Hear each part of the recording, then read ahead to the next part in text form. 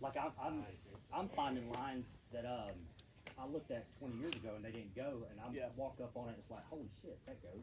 You know, just I guess, you know, seeing things differently. Then, Because that's the exactly what I pearl- did. It's hard not. First section. Real sick. Yeah, it is.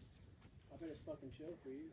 Yeah, I think I could sit it pretty much every go. I got a grip Just rack 'cause- going up at Citadel. Really? Yeah.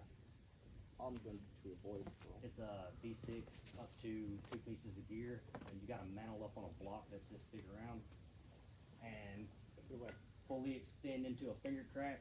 Away from me. You can escape right out Yeah, of the that's like a Waco little trail, higher. but, It's good. man, I'm excited about it. That's where I'd be going. I don't fuck with placing gear. Yeah. I've done 2 sport racks. Really good ones. And my gut cricket was, yeah, they were good. Okay, no, I've done 3.